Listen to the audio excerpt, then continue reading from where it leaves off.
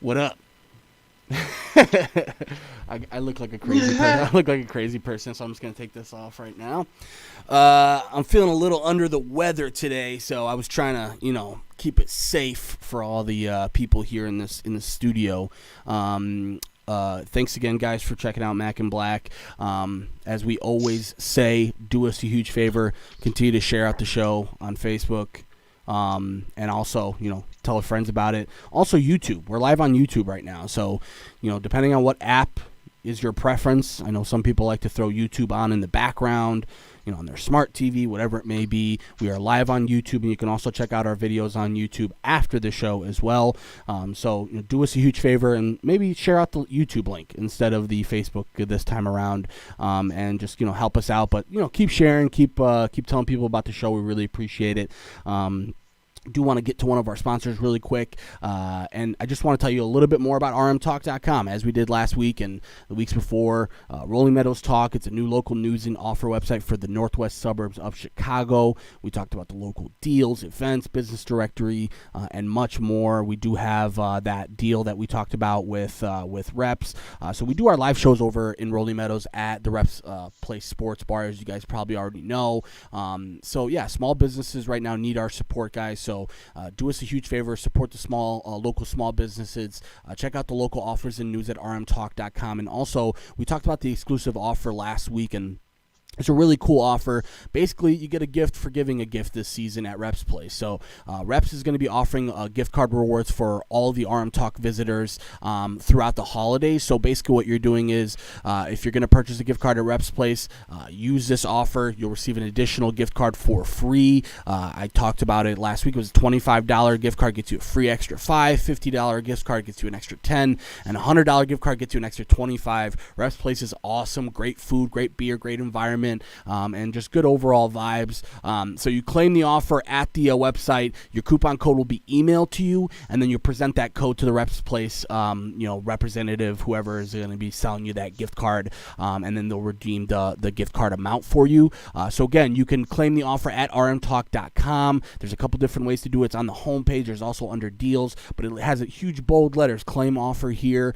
So basically all you really have to do is click on the claim offer, and like we talked about, coupon code will be emailed to you, and you'll present that code and get the free gift card. So again, Reps Place, 3200 Kirchhoff Road in Rolling Meadows.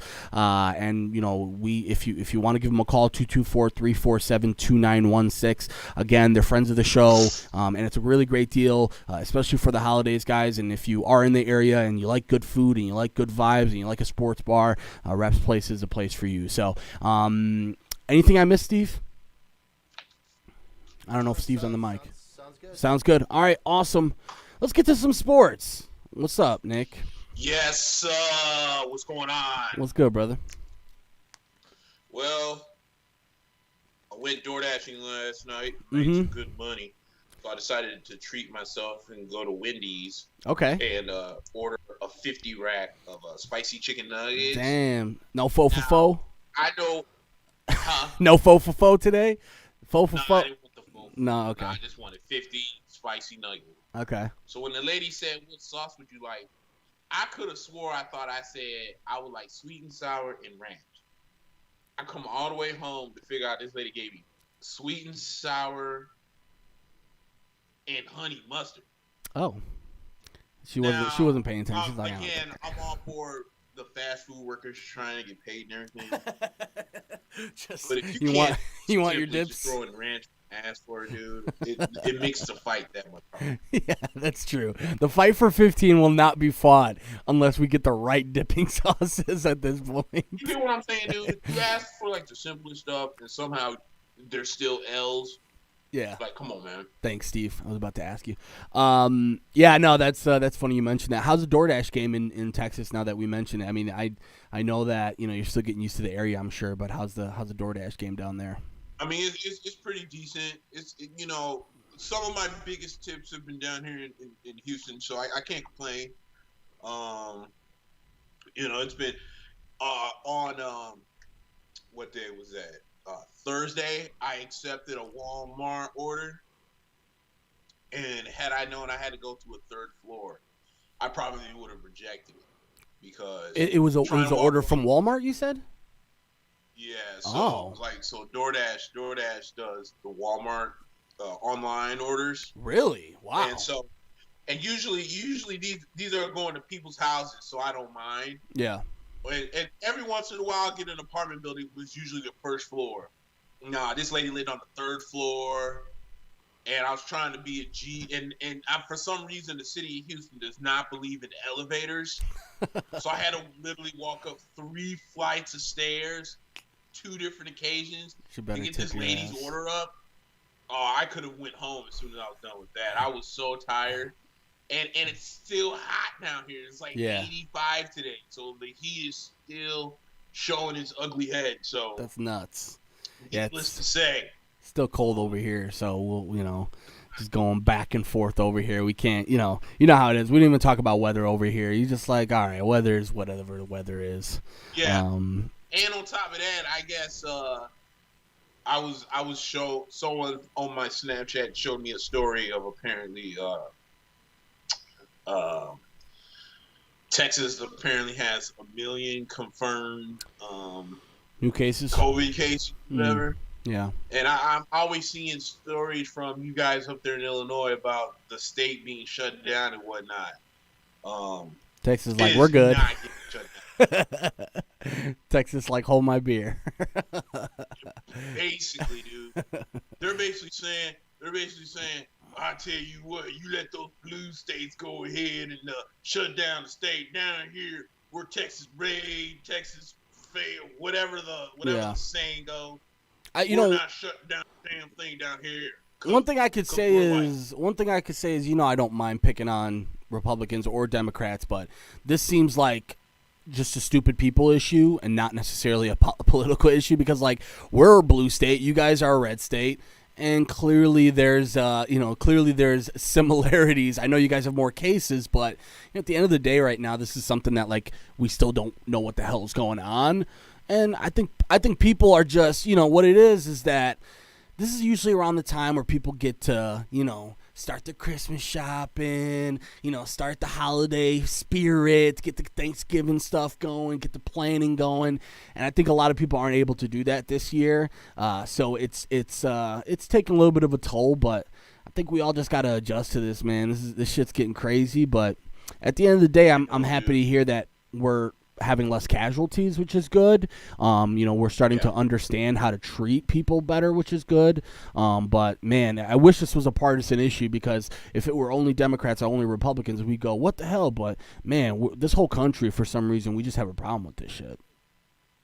The funny thing is when the elections and stuff was going on, I was listening to like, dude, it's so funny because I said it on my Facebook. I was like, I feel like Fox is too conservative, and I feel like CNN is way too liberal. So I try to find like certain outlets where I can like kind of meet it in the middle. Yeah. And actually, there's channels on the XM Sirius satellite radio that are like ultra conservative. Oh yeah, dude, those are funny. I love those. Those are entertainment. Those are pure entertainment. Oh my god, dude. Yeah, like if I'm bored and like I've already listened to Howard Stern enough and I'm bored, I'll flip it over there. Dude, those guys are hilarious. And they go in. I mean, listen, they go in, but they're crazy. All the evidence, blah, blah, blah. We're gonna this, that, and everything else. The country's going to hell. I'm like, dude. And then you flip to CNN and they're like, everything is fine. We're back, baby. America's back. And it's like, no, that's not it either, guys. So let's figure out the right middle ground. Yeah, dude, I was listening to like hella political radio when the election happened, and then as soon as like Biden was done with it, I was like, this political science game is not for me. I'm going hell back. No. I know better. Hell no. Yeah, and honestly, my go-to is PBS always, man. It's always been PBS for me because, first of all, they don't have donors. That's the main issue with media, is that you've got these huge donors who give a lot of money to make sure that the media slants it in one way. And with PBS, they're publicly funded. They don't really have that sort of power. So, yeah, man, it's crazy. I think that's another huge thing is like depending on what channel you're watching, we're in very different worlds right now. Like if you're watching CNN, you're like, everything's back, we're good, we're totally fine, racism is ended, guys, no more racism anymore. And then it's like you flip to Fox News. I mean, honestly, I'll give Fox News some credit because I think they we're like, we're not gonna go down with Trump, so we're gonna keep ourselves afloat here. Yeah, dude. But yeah, no, on the satellite radio, the station is called The Patriot, dude, and it is ultra conservative. It sounds great already. It sounds like some Rush Limbaugh. It is ultra conservative. They're like, I hope you guys are ready for the gas prices to go back up to $4 a gallon with this guy in office. And we're not gonna go down without a fight. Blah blah blah blah blah. All right, I guess we're not going down without a fight. So it's like, exactly. All right, that's how I look at it. I was like, well, I guess we're not going down without a fight. Turn it right back to how it started. Yeah, once Thanksgiving comes back around, Christmas comes back around, and next year we just so happen to have a vaccine for this thing. Very good timing. I think everybody will get back to hating each other the normal way, not this way. Right. Exactly. Were you watching any college football today? Because I watch absolutely none. No. Yeah, I look at a lot of the scores and whatnot. Dude, it's hard for me to watch college football. Me too. I'm not saying that the quality sucks. It's just that the way the college football season kind of went amongst itself, I think, is what hurt me. It's kind of what. Okay, so it's like the ACC started, and then I think the ACC, SEC, and the Big 12 all kind of started. And then 3 weeks later, here comes the Big 10. And one thing that we didn't mention over the last couple of weeks is if Nebraska found its way back in the Big 12 by the time 2022 came around, I would not be shocked. Because, first of all, Nebraska never should have left the Big 12. That was a weird one. Right. There was no reason why that market decided to think that the Big Ten was the way to go. But I don't know if you had noticed that they had to cancel their game against Wisconsin a couple weeks ago because, Wisconsin's getting blasted. Oh, yeah. By the COVID. Yeah. And then Nebraska had made a deal with Middle Tennessee State or something like that, or UT Chattanooga, was one of those two schools, to kind of make up for the game. And Nebraska was going to pay, I think it was Chattanooga, was going to pay Chattanooga hella money to come take that ass whooping. They were all for it. Yeah. And the Big Ten was like, no, you can't play UT Chattanooga. Why not?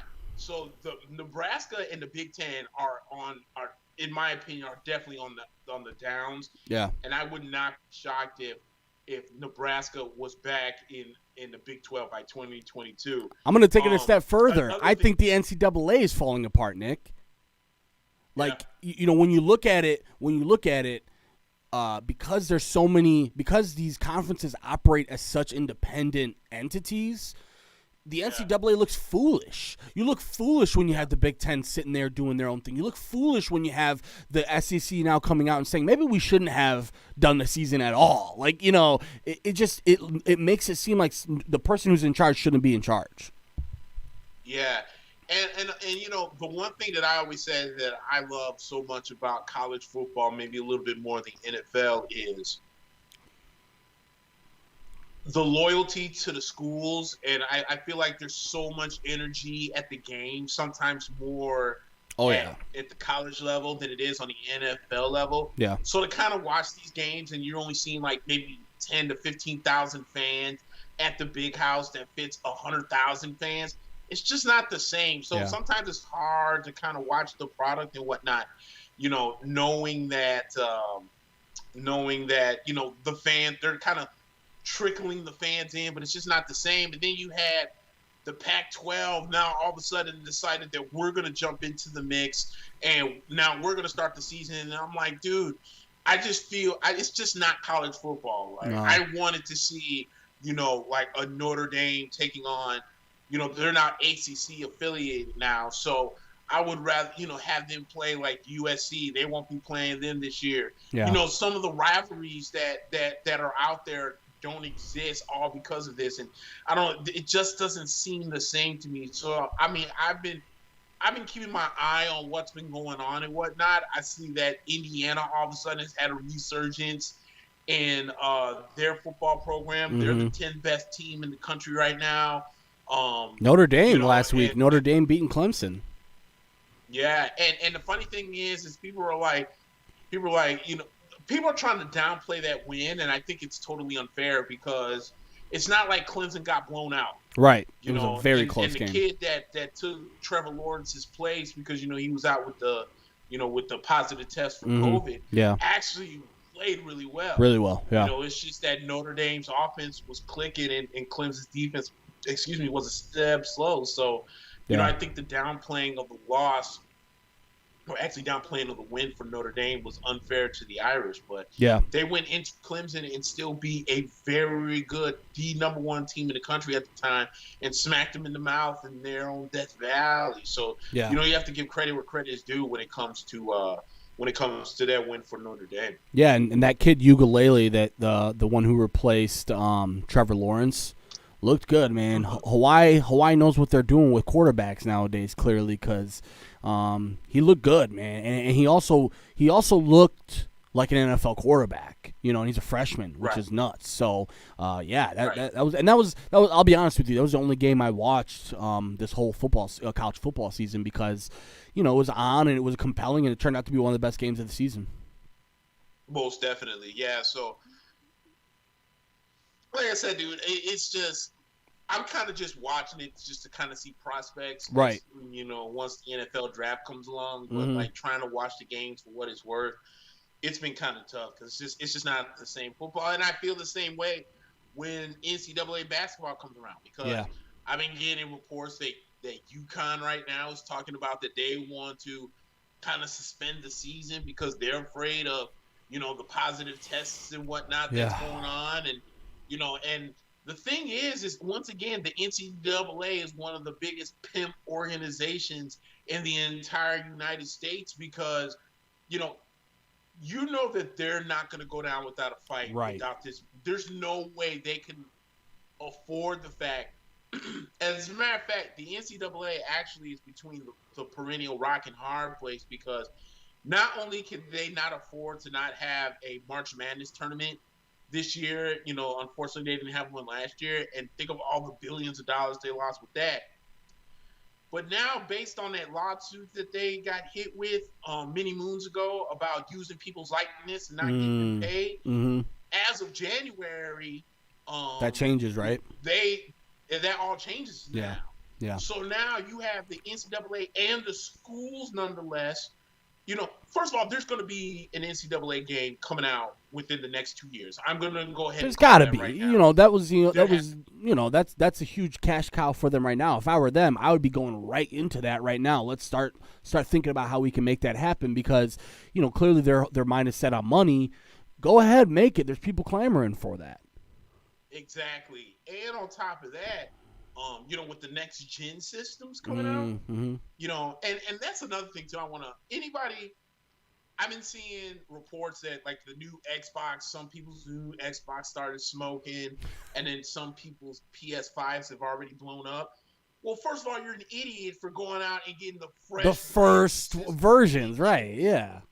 Right. Why don't you wait till January or February and let them work out the kinks and then go get it? Yeah. That's why I'm not going gung-ho. Like, I'm not sitting here begging my girlfriend to be like, hey, babe, is it cool? I sure could use that new Xbox. I'm not even. Yeah, we'll figure it out. In that realm right now. Yeah. Because I don't want none of the first ones that came out. The last time I did it, I bought a new Xbox when it first came out, the regular one, the first one. And I got the Red Rings of Death, and I said never again. Never again, yeah. So, especially with these next gen ones, like they're like 90% computers.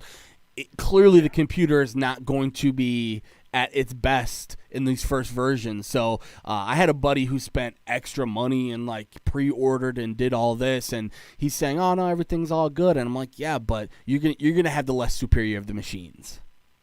I'm with you on that. That's why I think Um, that's why I always think that Nintendo, believe it or not, has always been the smartest of the three. Yeah.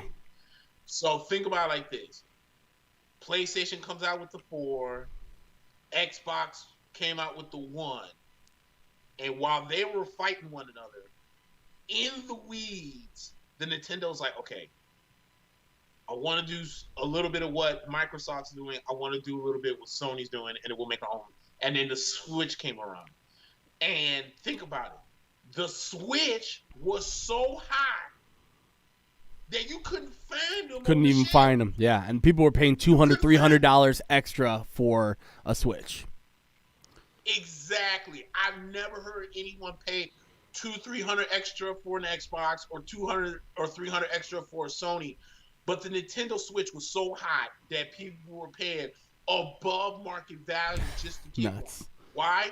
Because Nintendo was smart enough to say, okay, so we'll let you either play on the screen, we'll let you play on the screen with a friend, and because we decided to wait and see how we can be better than everybody else, we'll let you take it on the road, and then you can play your game on the road. That's nuts, man. Like that, yeah. If that's not money in the bank, I don't know what is.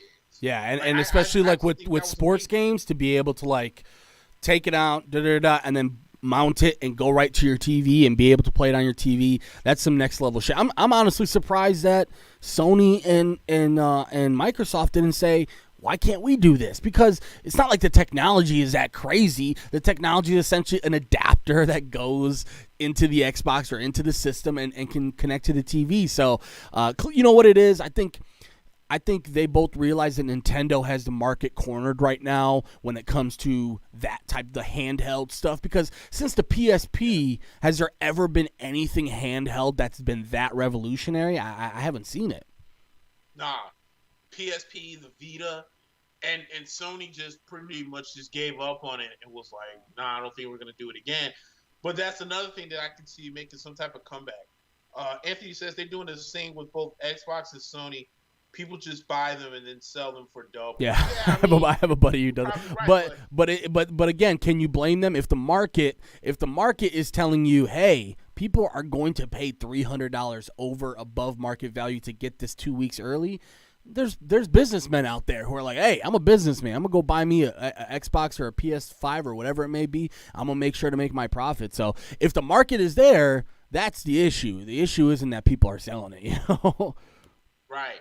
Exactly. And on top of this, I will say this, dude. I'm actually surprised that Microsoft has not come out with some type of handheld device or something like that. You would think with the Microsoft and everything, they should be able to make that happen.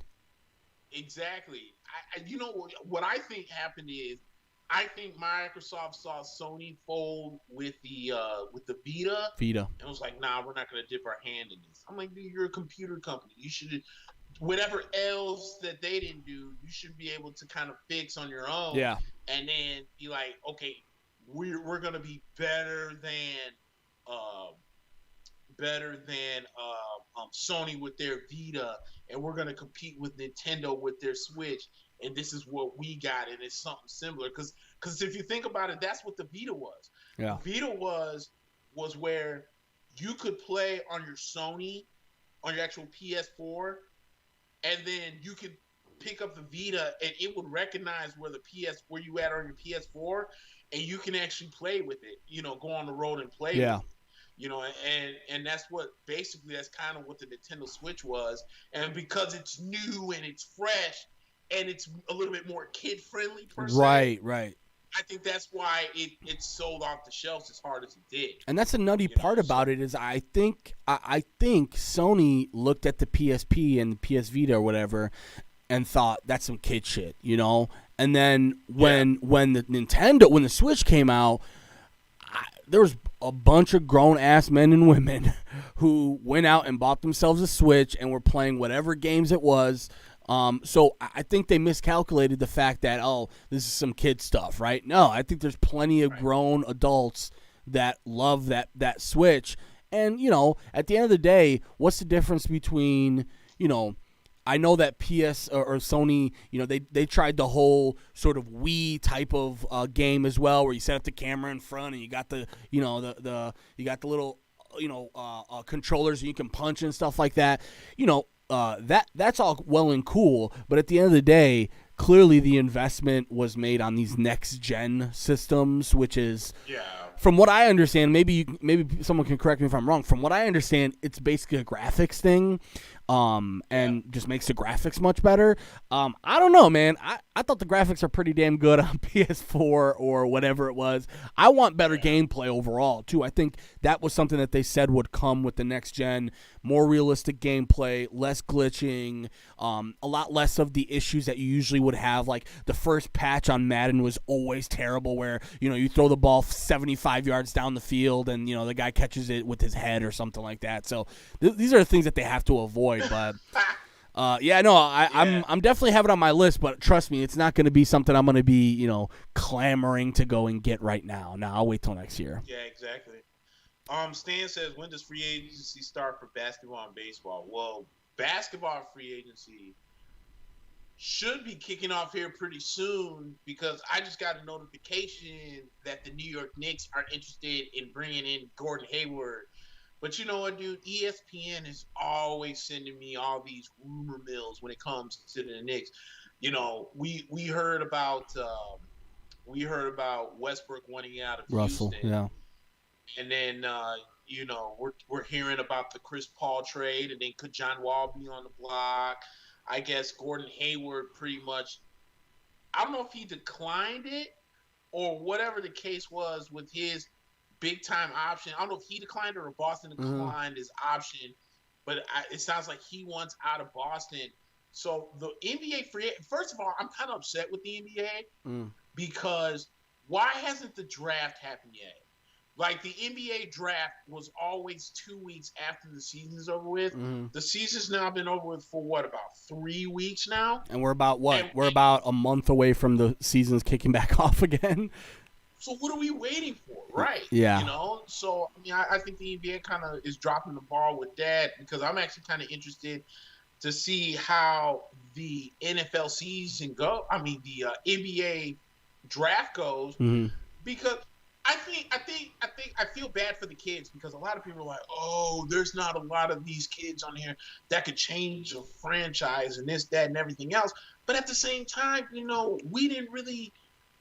That's why the March Madness being ruined by COVID really sucked for these kids because some of these kids can improve their draft stock basically through the March Madness. I mean, hell, look at if you go back many moons ago, Wally Zerbiak was never a name that was on many people's radar. This dude came out and absolutely killed the game so hard with Miami over Ohio that one year that people took a notice out on him. He was the 10th overall pick by Minnesota. So, there's a lot of people that are high on this kid. Obi, I can't think of his last name that's in Dayton. Oh, Toppin, Obi Toppin, yeah. Yeah, there's a lot of people that's clamoring for him. You and I talked about last week the kid that's coming out of Israel. He's sliding down boards, but you and I spoke about this. Listen, dude, keep all of these European players away from my team. All of them, especially now. If you're not Luka, if you're not a Kristaps Porzingis type of guy, stay away from me, especially in the top 5, top 10. Hell no, because I'm telling you, and you know better than anybody else probably, some of those names that we've heard in the top 5 and top 10 over the last 20 years in the NBA that never played a game, never had any sort of impact. I mean, we're not even talking about the Darkos, right? Darko is Darko, and, everybody can understand what the hell happened there. But Nicholas Shkitavili and all of these guys that you'll never see again get picked in the top 10, and you wonder what the hell happened, and everybody's trying to catch lightning in a bottle. That's not how this works. You find the best prospect. Yeah, and the funny thing too is if you look at some of the guys that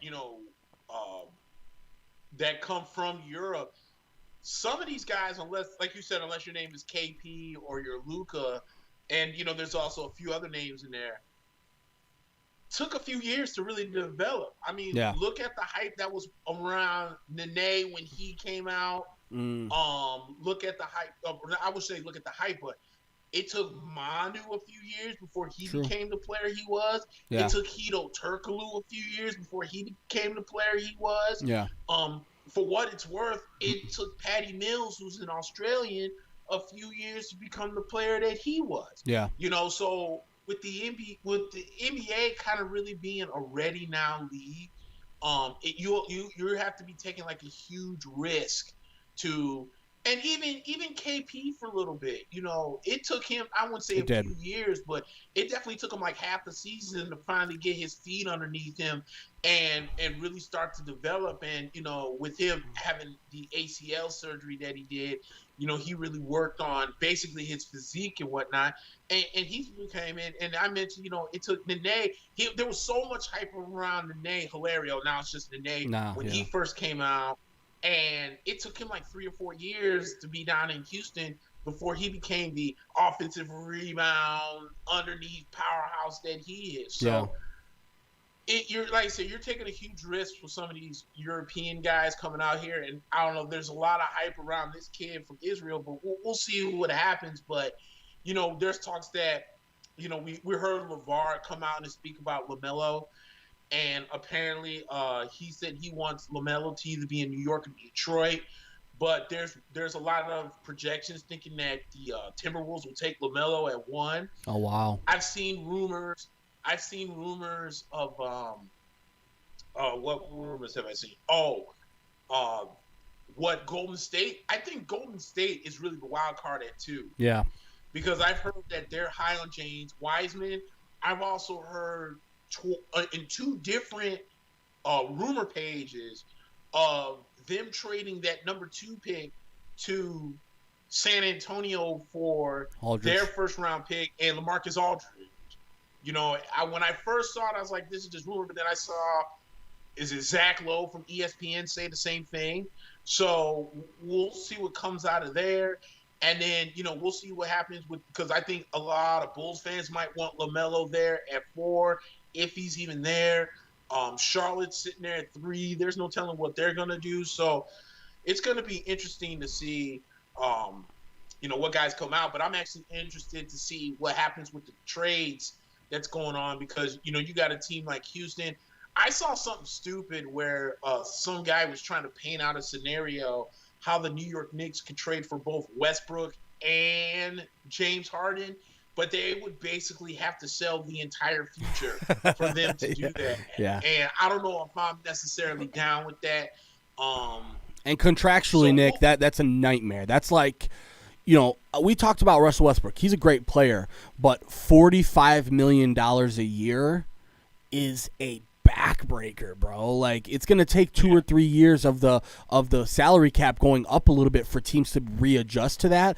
But when you got $45 million owed to you, and I think Harden is in that same range, if not more, that's really tough. And also, I mean, listen, Houston, for all we know right now, everything is conjecture with Houston. All we know is that Westbrook wants out, right? And why he wants out, who knows? Because it seems like to me, with what they did, with letting go of obviously D'Antonio and letting go of Morey, is in the retool type of thing. And meaning, okay, we didn't, you know, their new GM came out and said, we're definitely going to have centers on this team, right? We're definitely going to have people who are over 6'9" on this team. Clearly, they saw what D'Antoni and Morey did to this team over the last 4 years, completely picked it apart. We talked about some of the trades that they've done, you know, trading Clint Capella, trading, you know, anybody that they could just to get guys that D'Antoni could say he wanted. And now they're stuck in this position where they don't have many good players left other than Westbrook and Harden. And honestly, the trade package that I saw that the Knicks would give is like nothing. Like if I were the Knicks, I would say yes to that yesterday because you don't give up a high pick. You don't really give up any of your you don't give up Mitch Robinson or RJ Barrett. These trades seem almost too good to be true, but at the same time, if you're Houston, okay, I get rid of $45 million in cap. I get maybe a second-round pick back, and I get a bunch of players that I can use for next year. So I see it, but I think New York, I think they're going to be aggressive because clearly right now, I think the thought process is that the East is kind of open. It's weird. The East still feels like everybody has a chance, you know? And go ahead. I think that's because there's a lot of questions around everybody. True. That even includes the Miami Heat. Giannis, yeah. Right. You have, will Giannis stay in Milwaukee? Will Milwaukee be aggressive enough and trade for Chris Paul and get Giannis some help? Is he gonna leave there and then end up going to Miami or whatever? We'll see about that. There's like even with Brooklyn, like everyone wants to crown Brooklyn the new NBA champs before the season even starts. But Kyrie can't stay healthy, and KD is still coming off an ACL injury. Yeah. And don't get me wrong, I think Brooklyn has a real nice core of players, but when your two big superstars both have injury questions, going into the season, I would slow down crowning them the champs already. Yeah. And then, I've now seen twice where Tom Thibodeau has gone to Leon Rose and said, hey, man, look, I want you to aim high with this team. Like, yeah, we'll develop, but if we can get a superstar player in here, let's bring them in. Let's not play games. Let's not play the development role. I think that's why Kevin Knox's name keeps coming up in a lot of the trade rumors. And I'm like maybe one of a few Knicks fans that is not really keen of trading Kevin Knox because I just don't feel like Kevin Knox has been coached properly. I look at what he did his rookie season. I'm like, man, this kid's got something, and he took a huge step back, as some rookies do in their second year. Yeah. But I'm not really ready to give up on this kid. There's no way a kid 6'9" that has shooting range. I'm not calling him Giannis yet, but Giannis wasn't even Giannis. Speaking of European players that have come out that needed time to develop, True. Look no further than the MVP. True. You know what I'm saying? Remember, Giannis only averaged what? 6-7 points a game in his rookie season. Yeah, and I think he can't be stopped. Yeah, he could barely dribble. He could barely dribble in his first year. Exactly. Yeah. Now this dude is taking borderline travel Euro steps to just yam on folks in the paint. You know what I'm saying? Yeah. So that's why I'm saying, like, I don't understand, especially this is how you know that the Knicks haven't been winning in a while, where we expected Kevin Knox to come in and be the next, Michael Jordan all of a sudden, and the man has one struggle season. Let's just get rid of him. He's crap anyway. Let's trade him for Chris Paul. Nah, man, how about we relax real quick? Yeah. And let's just take a breath, and let's see if Tom can bring something out of this kid that David Fizdale couldn't do. Right. And that the last coach, I can't think of his name, couldn't do. And let's see if a formidable coach, Mike Miller, thank you, couldn't do. So let's see if Tom Thibodeau, who, by the way, basically, if you want to be real with it, what a star point guard in Derrick Rose really led the Bulls to damn near an NBA championship had Rose not gotten hurt. So let's see what Thibodeau can do. But I'm keeping my eye out on these rumors because if you're gonna ask me between Chris Paul, Russell Westbrook, and John Wall, who would I want in New York? This isn't even up for debate. It's Russell Westbrook. Yeah, it has because nothing against Chris Paul. I think Chris Paul is better suited for more of a playoff contender team than us, like a Milwaukee maybe, like there's talks about him going back to the Clippers maybe. Yeah. There's still that Lakers buzz. I was gonna say I've seen some legitimate stuff that works in the NBA trade machine that has Chris Paul going to the Lakers, and that they just move around some money, move Kyle Kuzma, move some of these other guys, and you can fit. You could fit Anthony Davis, LeBron, and Chris Paul on the same roster. You would just have not a lot to work with after that. And that's another thing I want to mention because I'm not saying that Chris Paul is being overhyped, but at the same time, I think what he did this season with showing people, no, I'm still Chris Paul. I'm not going to be just sitting here rotting in Oklahoma City. And, I've still got that same sort of, instinct that makes me one of the best point guards in the league. But I'm sorry, Father Time leaves no casualties unfinished, right? So when you're getting up there like he's getting up there, and you are a team, let's say like the Knicks, a franchise that's in flux, and a franchise that, these are crucial years right now. The next 2 or 3 years are very crucial for the Knicks. They have to make calculated decisions that are going to make sure that they don't make the same decisions they made 5, 6, 7 years ago. And I think one of the calculations you make is Russell Westbrook is one of the budding stars. He has 10 years left in the league, I think. Chris Paul, maybe another 3, if you're lucky, another 3. And we don't know what type of high level he's going to be playing at, because, again, with a guy like that, it's not like he relies on speed and quickness that much. But I don't know, man. I have shades of like the Steve Nash stuff. Remember when Steve Nash went to the Lakers and it was like, it's over. The Lakers got Dwight Howard and Steve Nash and co. It's over. Give him the title.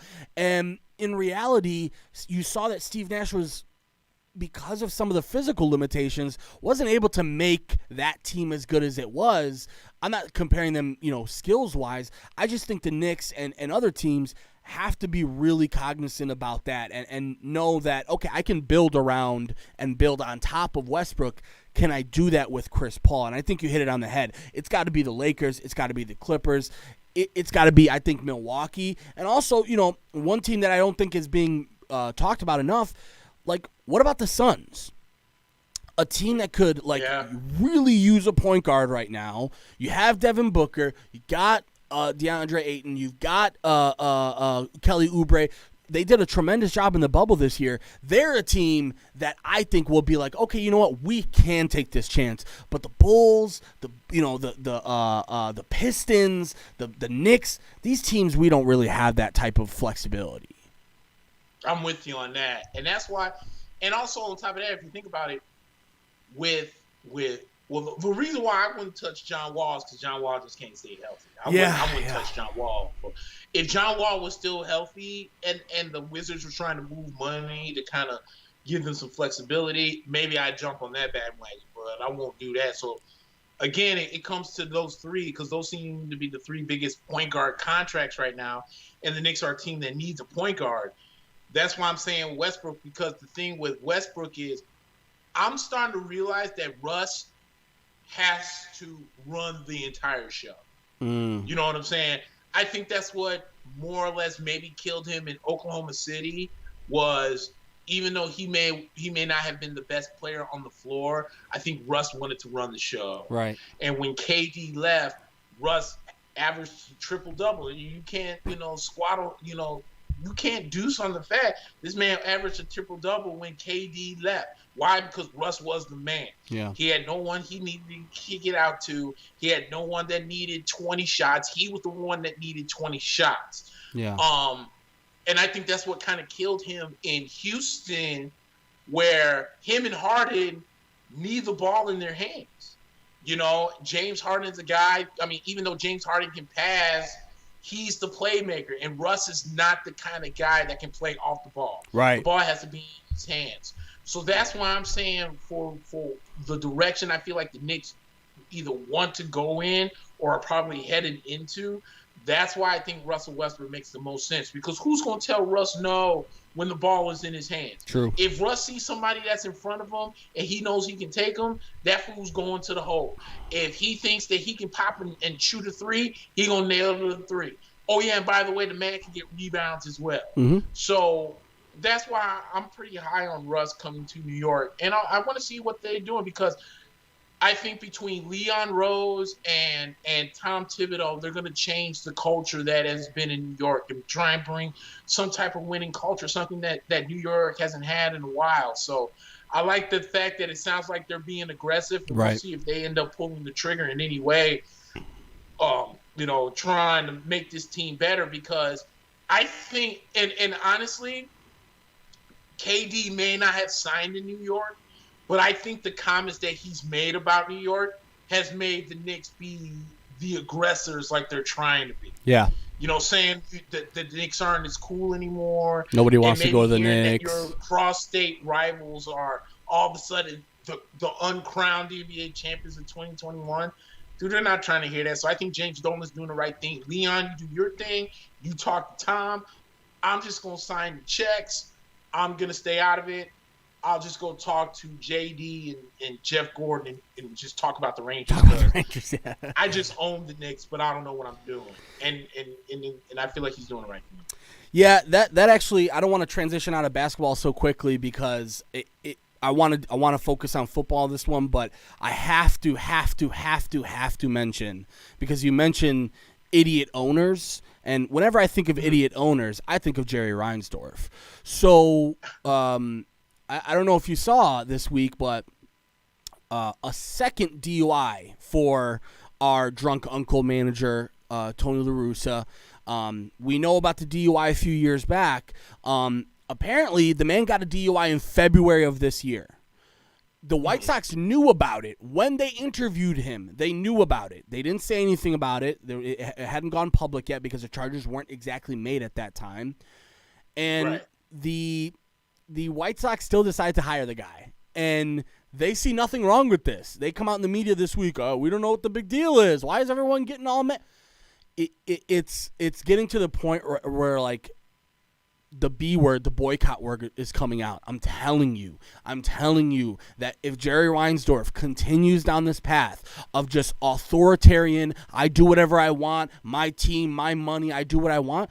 All right, keep doing that, Jerry. You're going to see what happens this year, because you're going to ruin this really good team, and you're going to drive away a lot of fans this year. So, I can't think of a better example of old white male privilege than a guy to go into an interview for one of the most prestigious jobs available in that league and basically say, by the way, I had a DUI in February, but no big deal. It's my second one in 3 years. But I told him I had a ring. I showed them my ring, and I was like, you guys are just, you don't know what the hell. I mean, if you listen to Tony La Russa on that stop where he was like, I'm a Hall of Fame manager. What are you doing?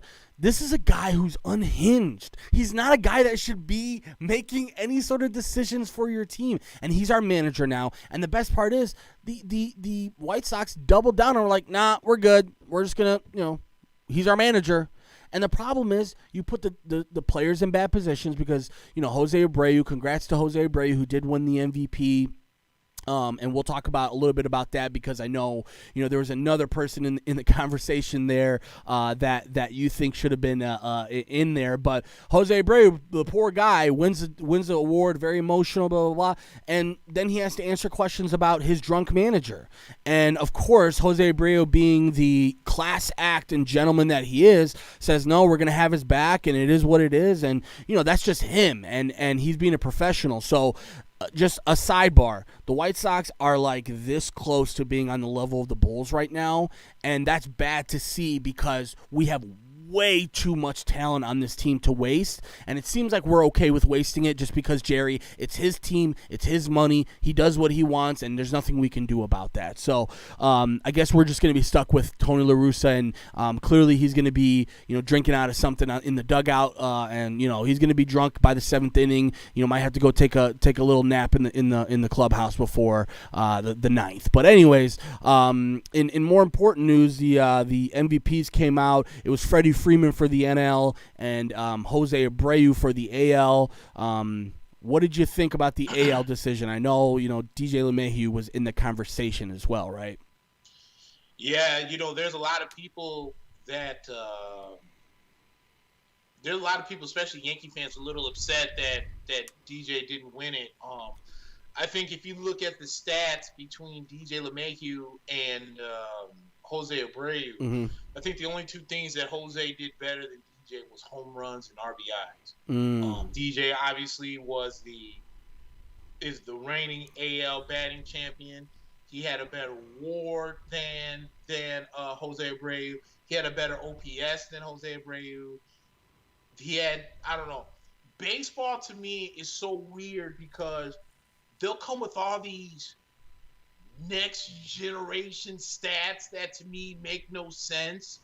But like I saw one where it's like W plus RC, whatever the F that is. He was first in that. I saw all kinds of stuff. weighted runs, and you know what's funny? I don't mean to cut you off, but it's funny we have all of these thousands of different categories now, but it's like who had the most home runs and who had the most RBIs. You know, it's like that's still the thing. That's usually right because and that's why I used to get so upset when Mike Trout would win MVP on a last place or a fourth place Angels team. Oh, you know, he had like a 5.9 WAR. What the hell is WAR? This stat never came out until like 2014, maybe. Yeah. And now all of a sudden you get people like, well, if the WAR stat was around when Babe Ruth had like a 7.9 WAR. Who gives a shit? Yeah. You know It's also it's so abstract. How can you say this person will give you more wins above a replacement player? These are all sort of like, you know, abstract things that you can't really measure that well, but you would think that 7.4 WAR is like very calculated, but at the end of the day, is it really that calculated? It's based on an algorithm, and the algorithm doesn't really take much into account other than the replacement player. What they're saying is, well, if Jose Abreu was replaced by a average player, the White Sox would have 6 less wins. I don't see, that's too abstract for me to even, you know, think of in my head. Right, exactly. So, but I'm not again, this isn't like if I was to come on here and snap because Derek Jeter didn't become unanimous because some idiot didn't want to vote him as, you know, didn't give him a first place vote as or didn't get him a vote on their Hall of Fame ballot. This isn't the same thing. I didn't really envision DJ LeMahieu being an MVP, so that's why I'm not sitting here snapping off about it.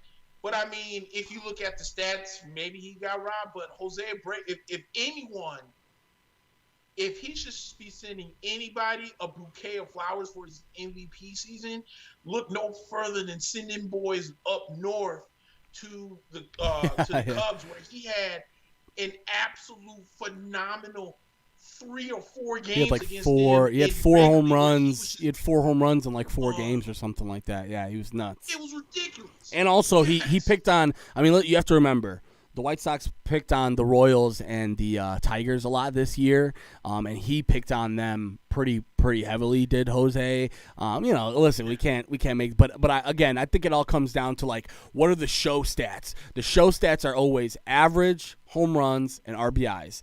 Anybody who, like, you know, that's just what you look at. And to me, it's outdated. But also, again, you know, it goes back to what we were saying. Like, okay, do we really want WAR to jump in there? I don't. I'd like OPS to be a part of that. I'd like, you know, weighted on base a percentage. I'd like some of these ones to come into play. Some of these abstract ones, though, I'm good on. Yeah, no, I'm with you on that. Like, I'll go batting average, home runs, RBIs, hits. Maybe OPS, you know. OPS. Yeah.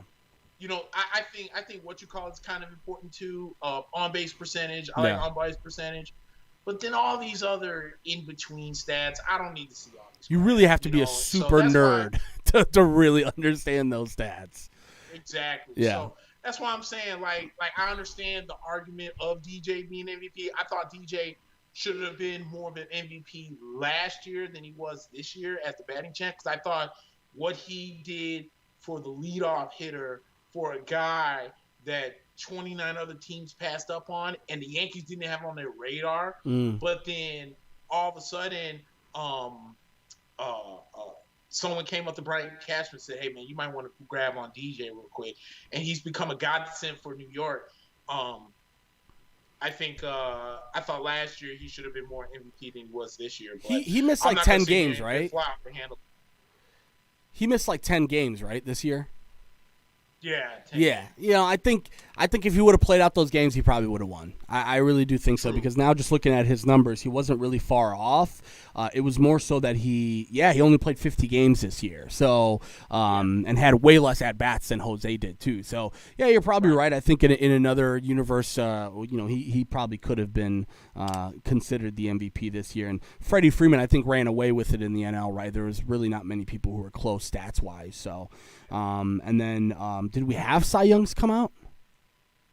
No, right? No, No, not yet. not yet. Okay, Not yet. yeah. So we But should I'll have. say this though. I'm actually I'm excited to see what's going to happen in the baseball offseason too, because there's a lot of buzz going around on the other side in Queens, as a matter of fact, with the Mets. They finalized the deal for Steve Cohen to become owner of the Mets. He cleans house. And, Mets fans like, oh, we got Steve Cohen in. He's going to spend all this money. He's going to do this and that. All of a sudden, he's, we saw that the Indians made Francisco Lindor available for trade. So, the first two teams that pop up are the Mets and the Yankees are interested. Amongst a few other teams are interested.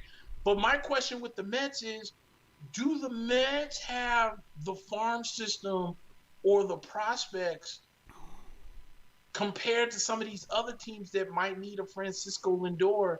Do you have the prospects? Because remember, they either traded a lot of their guys or their guys right now are playing right now, like a Pete Alonso. You're not going to trade him. Yeah. And then you have maybe like Conforto, Dominic Smith, right. maybe. Dom Smith, Conforto. These guys are all now up in the big leagues, and these guys are contributors to the New York Mets. So where do you go from there? True. I feel like a lot of these other teams might have better prospects and a better farm system to entice, and that even includes the Yankees to entice to the Indians for Francisco Lindor. Yeah. Well, we'll see what happens. But, the Yankees were talking about that they might actually be interested in Yadier Molina. Ooh. And they are going to start listening. They said they will start entertaining offers. Not saying they're going to do it, but they're going to entertain offers to trade Gary Sanchez. And, it sucks. But, at the end of the day, he's such a defensive liability. Yeah. When you got a guy that's on first base, and as a catcher, you can't stop a simple split finger from going to the backstop. And the next thing you know, the guy's now on second, and then the next pitch, it's a single to left field, and the guy scored. Well, the guy never would have scored if you couldn't catch a simple split finger that you're damn near, taught to catch when you're in in little leagues. Yeah. And Gary Sanchez has gotten so bad defensively, and he was so bad offensively last year that to an extent the Yankees were almost forced to have to play Kyle Higashioka, who was in the minor leagues for 10 years before he started getting his time. And the only reason why he got so much time because him and Garrett Cole personally know each other, and he was his personal catcher. Yeah. So I think the Yankees are trying to catch lightning in the bottom. We're like, okay, here's a Yadier Molina. We already had one Molina on his team and Jose. And, oh, yeah, by the way, Jose Molina won a ring when he was in New York. So Yadier obviously has rings, but he's better defensively. He doesn't have the power that Gary Sanchez does, but those defensive plays save runs and save games. Yeah. And it's not like the Yankees are short of power, right? No, exactly. Yeah. And on top of that, the Yankees really, if they think about it, because remember, we talked about this a few weeks ago where JT Realmuto was talking about he wants a $200 million deal. And it looks like he's going to get it too. The Mets fans are going out saying, oh, man, we should go out there and get JT Realmuto. But JT came out and said, I would just rather stay in Philadelphia than have to go play in New York. Now, I don't know if he means either side right. or just the Mets just the Mets, in general, but, it sounds like he's not going to be leaving Philadelphia anytime soon. Yeah. So, the Yankees actually have a couple of decent catching prospects in their farm system to where even if they went out and traded Gary Sanchez and then brought in an older Yadier Molina to kind of just be that bridging that gap to some of these young kids coming up, I'd be okay with that. It's just, I would say, oh, let's make Gary Sanchez a DH, but we already got one in Giancarlo Stanton. So yeah. Also, we'll see. I'm actually pretty excited because Trevor Bauer's name has been yeah, spinning around. I was literally about to You mention know, that again, he is like willing to put his beef aside with Garrett Cole, and that's a big thing because I mean, for those of you who don't know, Garrett Cole and Trevor Bauer were college teammates, and apparently Garrett Cole was not very nice to Trevor Bauer at the time and basically told him, like, hey, you don't have a future in this if you don't do this, this, and this, and kind of questioned his work ethic. And, you know, Trevor Bauer's kind of a weird dude. You know, he seems like the type that would take, like, one word and, like, spin it into, yeah, he told me I would never amount to anything. And it's like, bro, all I said was, you're good. Like, you know, that's so, you know, that seems like the type where Trevor could you know, think some weird shit about it. But I think one thing that Trevor Bauer has made extremely clear is that he's looking to get Pizzade, and he does not mind who it's going to be. He has beef with the Dodgers, and even he has come out and said, I'll go to L.A. I don't mind. You know, he was talking about how he hates L.A. as a city, and, like, he doesn't like the liberal, you know, whatever bullshit in L.A. He's like, I'll still go to L.A. So clearly the guy wants to get paid right now, and the Yankees clearly have the checkbook. So if they can put away that Garrett Cole mess, man, I can't think of a better one, too, than Garrett Cole and Trevor Bauer. Garrett Cole, Trevor Bauer. You'll have Luis Severino when he comes back from his Tommy John, which should be around June or July. And if he can come back to form that he was before he got hurt, man, dude, the Yankees be in good shape. You know, I was saying, you know, I think the best thing that could have happened to the Yankees was Steve Cohen becoming the owner of the New York Mets, because I've been a Yankee fan since 1995, and if I could think of like the Steinbrenner way, there's no way that I could see how letting the crosstown Mets be better than them in any way, shape, or form. Yeah. And I have a feeling that if the Mets go out and make certain moves, I can truly see the Yankees coming out and trying to match those moves. Yeah. And, you know, and I just, so if like the Mets come out, let's say they do land Lindor, I see them going out and paying, they're going to pay DJ LeMahieu. I don't see LeMahieu really leaving. Yeah. But at the same time, I can see like if they get a Lindor and they re-sign LeMahieu, they're like, okay, well, we're going to go out and we're going to make sure that they don't get Trevor Bauer. We get Trevor Bauer and I'll bid for Trevor Bauer. It's Trevor Bauer, to me, I thought, not so much gained my respect, but I thought he was utterly hilarious when he got rocked by Kansas City in that one game, and Francona came to take him out. And he threw up. He just heaved that ball 400 feet into the center field. Yeah. And then Francona had the audacity. And that's another thing that drives me nuts about baseball, all this old man mentality. Yeah. Because people are really pissed off that Trevor threw the ball. And I was like, this sounds like a guy who's frustrated. He was pitching like crap.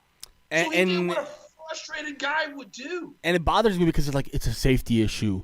What if one of the players was not paying attention and he hit, like, that's so silly, dude. Like the dude chucked the ball 400 feet towards and made it a home run, essentially. He hit a home run with his arm. You know what I'm saying? Yes. So I hate the guy, but I would never say anything along the lines of like, that's a safety issue. How dare you? Da da da.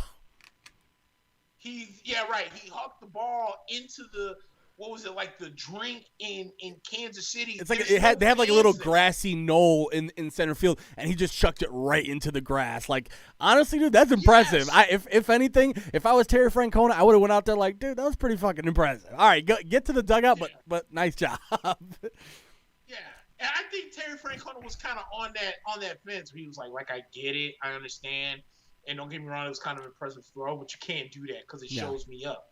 It doesn't show you up, dude. He was pitching like crap. It's not like Trevor Bauer was on the no-hitter through 7 in the third, and you were like, all right, guys, let's bring in the bullpen. Or I would have chucked it too, pissed. Yeah. Because you're finna take me out. But no, the dude was pitching like garbage, and he was frustrated. So I didn't get and you have to remember, they traded him for not a lot. I mean, they traded, the Indians did.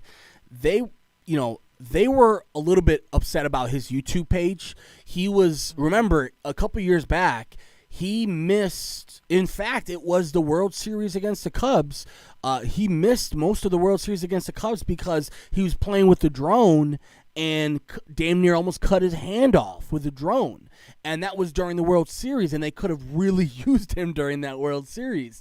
And then years later, he had a YouTube page where he was using to, let's just say he was very, he was trying to go liberal and trying to go sort of this new wave of, and honestly, I'm not mad at him because if you are, as a fan, want to say, I want players to be able to express themselves. I want players to be able to be happy. I want players to be able to be mad. I want players to be able to be themselves. We can't be mad at somebody being himself, right? So I will never be mad at somebody, even if he is, he spouted off a lot of bullshit on YouTube and on Twitter and stuff like that. But to me, that's the freedom that you get as an American, right? So if you're not happy about it, that's just kind of what this country allows you to do, to have the freedom to say and do stupid shit. And yeah, I have the freedom to say he's dumb, but at the end of the day, is that enough to trade one of the best pitchers in the league for? Remember, they traded for Yasiel Puig, and Puig ended up staying for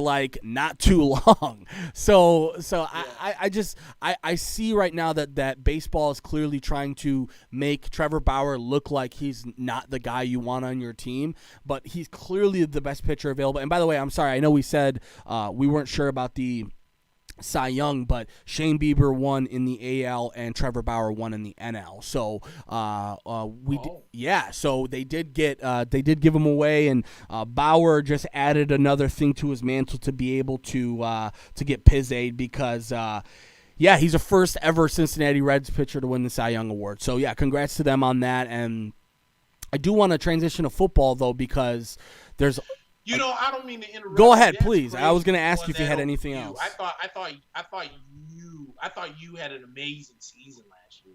I'm surprised he beat you out of there. Jacob deGrom is always going to be in the conversation, but I thought Bauer and Yu Darvish had more impactful seasons than Jacob deGrom did, but and Darvish had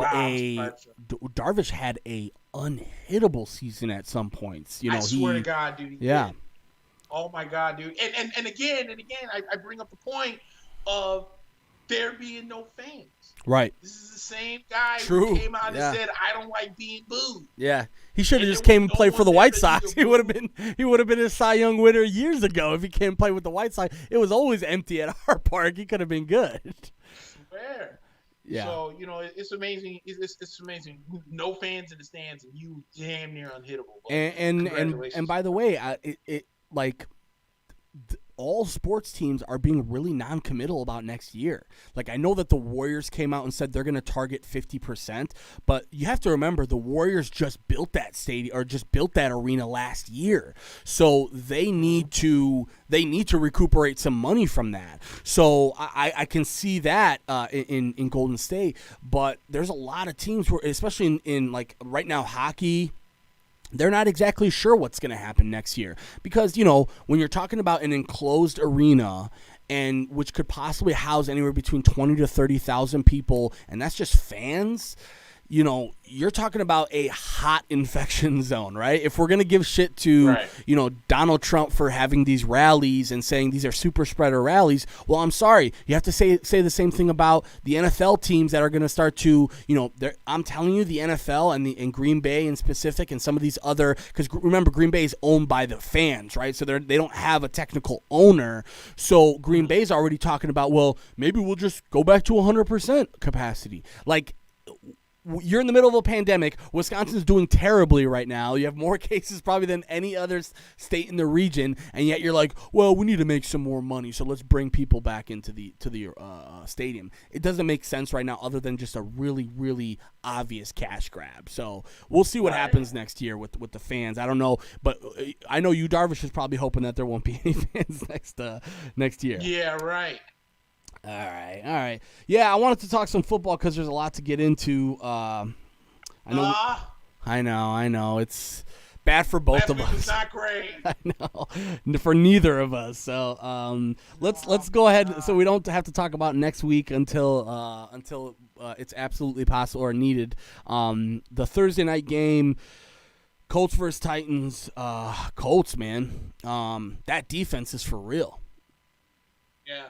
And when you look at it too, Phillip Rivers didn't have a bad game. I mean, I'm used to giving Phillip Rivers a lot of mess because, the guy, first of all, skill-wise, he's clearly at the least skilled point of his career that we've ever seen because he has a really hard time with some of these throws, and he's already got that weird throwing motion that's like kind of half sidearm, half upwards motion, and he hasn't been that great earlier this season at getting balls to the receivers that he needs to get him to, and he was tremendous on Thursday. Michael Pittman had a big game. He was hitting T.Y. on the sidelines really nicely, and at the end of the day, Nyheim Hines and some of these other running backs, actually it was really mainly Hines, is able to catch the ball out of the backfield and be that Eckler-type guy for him. He looked really good.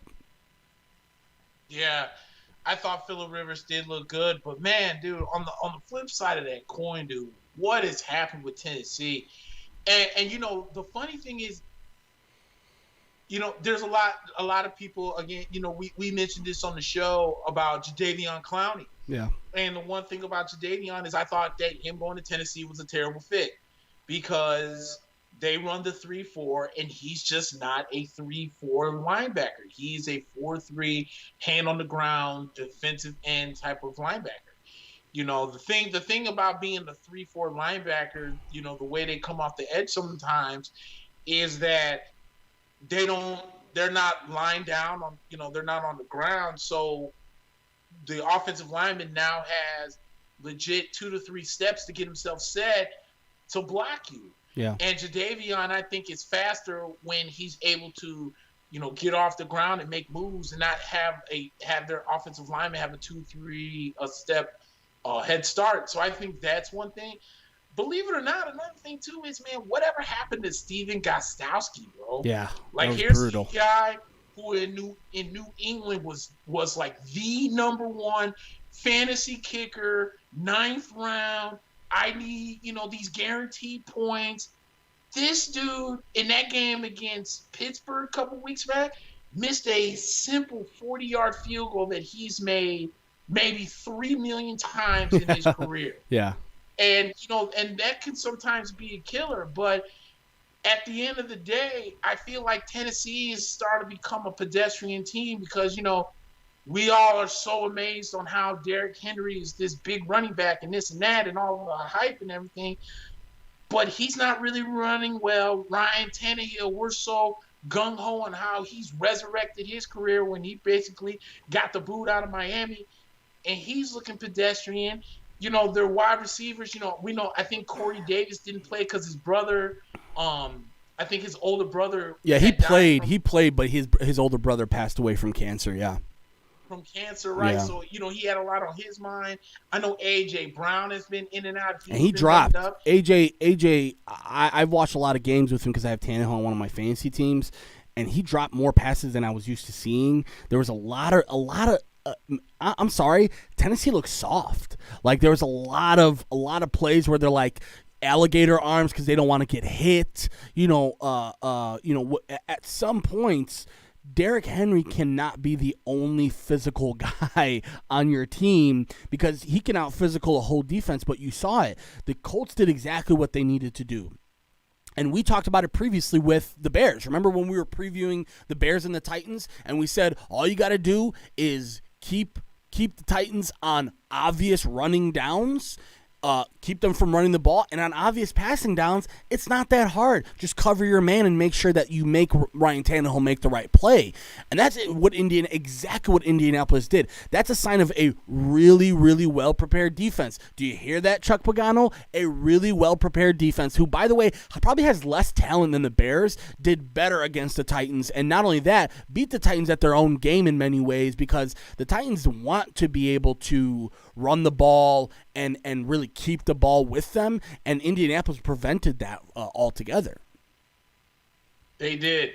And then I'm with you. And 34-17. I mean, it really wasn't all that close, and remember, it was pretty close in the first half. Like, you know, it was back and forth in the first half, and it seemed like the Colts just had a little bit more of an edge in the second half. So the Indianapolis Colts are 6-3 and tied for first place with Tennessee, I think. So that is a huge game for them because, you know, obviously the Texans, I wouldn't say they're out of it, but they're probably out of it.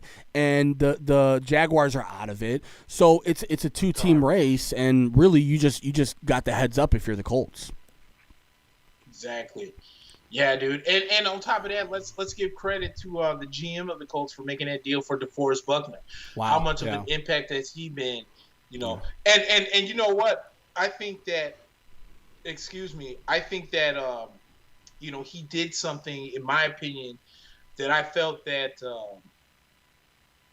Shannon Sharp had said a lot of times on Undisputed. You know, he's always been a guy who's like, he felt that NFL teams value these first-round draft picks way too much. Yeah. You know, we saw in this past draft alone, there were, off the top of my head, 2 solid trades where both teams traded a first-round draft pick and has benefited. You saw one with Indianapolis with DeForest Buckner. The other one was Stephon Diggs, was traded from Minnesota to Buffalo for their first-round draft pick. Yeah. And Josh Allen could not have been happier to have a true number one with really good hands and route running than Stephon Diggs. No. Why? Because for some reason, a lot of these NFL teams, especially those from maybe 14 down, value these first round draft picks as if they're, you know, the holy grail or something like that. It's I don't understand it. You're basically right. So that's like if let's say Tampa makes the playoffs, okay, and we get rid of Donovan Smith because he looked like ass again. The whole Bucs team looked like ass, but he in particular again looked like crap. Yeah. So let's say if, I don't know, I'm just saying this for conversational purposes. Mm-hmm. Let's say if the Ravens came a call and they're like, hey man, look, Orlando I know Brown. We just signed Ronnie Stanley, but you know, we might be open to trade because we need a few first round draft picks. Mm-hmm. Dude, this isn't even up for debate. Yeah. You can have my first round draft pick for one of the best left tackles in the game. Yeah, absolutely. You know, I mean, most teams are like, man, I don't know, man. It seems like a steep price, man. There's so much talent here. That's why there's 7 rounds in the NFL draft. Right.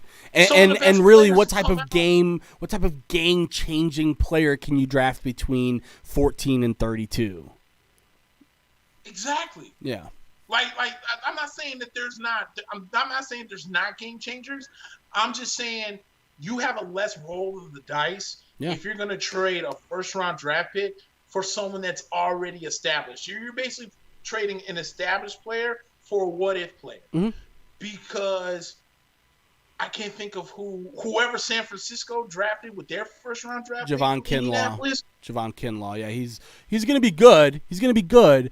But the problem is, but here's the thing. It's possible for both teams to win in that scenario, right? Because if you're San Francisco, you already have 5 first-round picks on your offense, or on your defensive line, rather. Buckner was going to come in super money from them. So you know what? They got a high draft pick in exchange for somebody that wasn't going to be good for them. And they brought in a guy in